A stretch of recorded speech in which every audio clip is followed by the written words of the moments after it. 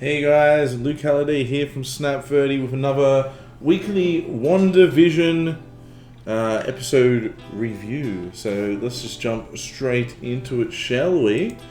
So, after last week, where the world of WandaVision entered into the age of color television, at the end of last week's episode, this week we join Wanda and Vision in a Brady Bunch style sitcom setting as they kind of come to grips with the new reality that Wanda is now pregnant.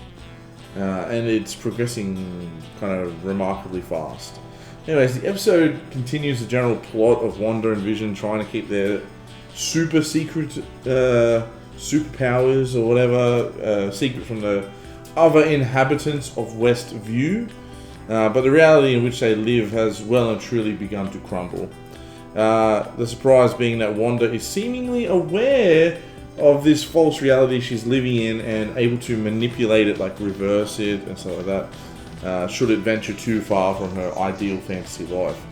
There is a crucial moment midway through this episode where Vision appears to be questioning things, telling Wanda, like, something isn't right here, Wanda, with like a kind of look of sadness on Wanda's face. Suddenly the episode like glitches out and it skips back, and suddenly he no longer is questioning what's going on, all the insanity around him, and he lovingly quips, "Ooh, we're in uncharted waters, Wanda," before like giving her a kiss. I don't know how my Vision impersonation is there, but there's multiple curious moments littered throughout the episode, with the citizens of Westview behaving more and more peculiar kind of ways.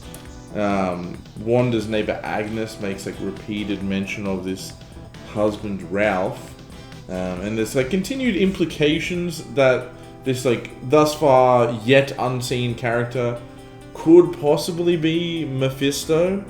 Marvel fans would know who Mephisto is. It's kind of like the Marvel version of the devil, somewhat. As things progress in the episode, Wanda goes into labor, and she is aided by her neighbor Geraldine. So Wanda gives birth to two boys, Tommy and Billy. There's this kind of cute thing of Wanda and Vision wanting to decide the names, yada yada. And in a moment of vulnerability, Wanda remarks that she had a twin brother named Pietro. Suddenly, she reverts back to her Sokovian accent. Her like learned American accent completely fades away in an instant, and she begins to like sing a like Sokovian lullaby to the kids. And Geraldine kind of weirdly asks, "Didn't Pietro get killed by Ultron?" And like suddenly the show is not a sitcom anymore. It goes dead serious. Wanda demands like Geraldine to explain who she is, what she's doing here, and like Wanda like switches on the dime. Like in this moment, she is fucking truly scary as she's stalking Geraldine across the living room. And look, we cut outside to Vision, who's like overhearing the neighbors Agnes and Herb. They're kind of having like a rather odd conversation, seemingly implying that they're all trapped in a strange reality.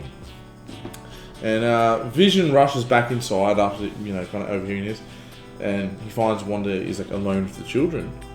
He asks where Geraldine is, and Wanda informs him that she had to rush home.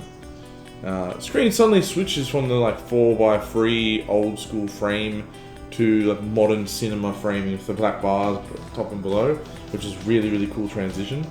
And it immediately becomes clear that Wanda has somehow created this fantasy reality for herself inside this little town, and everyone inside of it may very well be trapped.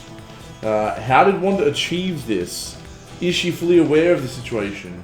She most certainly has control over the reality to some extent, but it's clear that the lid has well and truly blown off now at this point on this kind of false reality.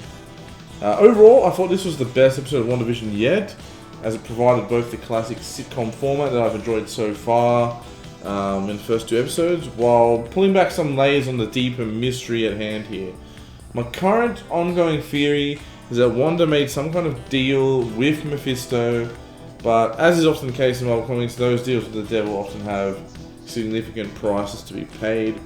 So the question is, what price has Wanda paid? Time will tell. Alright guys, that is it for my episode 3 review of WandaVision.